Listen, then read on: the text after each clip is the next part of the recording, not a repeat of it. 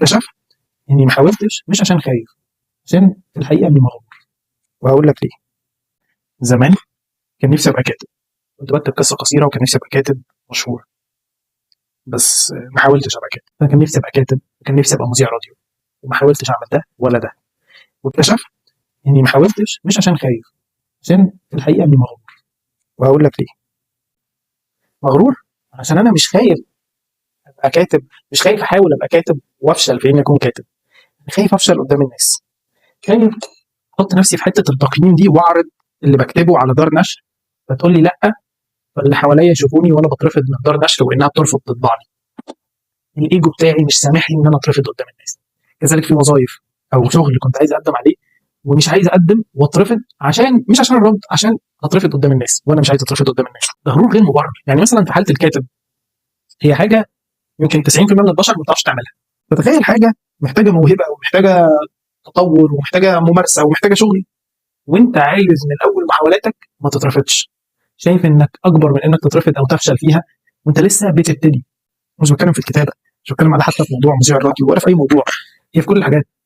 لو حاجه حتى وظيفه كل اللي بيقدم عليها 100 وفي النهايه بياخدوا شخص واحد، يعني بنسبه 99% في ناس بتترفض، وانت مش عايز تكون من ضمن 99% او مكسوف تترفض وانت لسه بتبتديها وما تعرفش انت كويس ولا لا.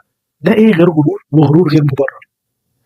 الفكره ان المخ الواحد ساعات بيصور له انه هو لو ما قدمش اصلا او لو ما حاولش فمش هيفشل قدام الناس، وبالتبعيه الناس هتفضل شايفاه في المكانه اللي هو شايف نفسه فيها كشخص ما بيفشلش.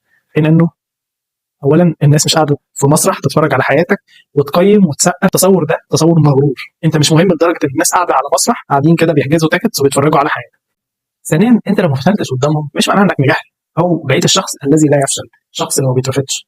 انت بقيت الشخص اللي ما حاولش وما وصلش للحاجه اللي هو عايز يعملها، وبالتبعيه انت ما جنبتش نفسك مصير الفاشل.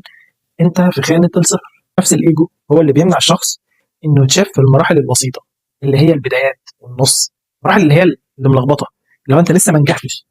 كانه النجاحات اللي بيوصل لها الناس او الحاجات اللي بتتحقق هي بتتحقق في الصوره النهائيه او في اللحظه النهائيه البيرفكت، لحظه التكريم، لحظه النجاح الكبيره المنوره اللي هي المظبوطه.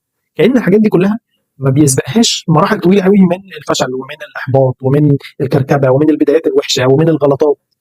عايز تختصر كل العمر اللي ورا ده توصل للقطه النهائيه الحلوه، ومش عايز الناس تشوفك غير في اللقطه النهائيه الحلوه. مفيش حد اصلا حياته عباره عن سلسله من اللقطات النهائيه الجميله البيرفكت. ده تصور برضه مغرور. وتصور انك مختلف عن الناس وانه انت الوحيد اللي ما ينفعش تتشاف كده، ده تصور مغرور وملوش اي معنى ومعطل.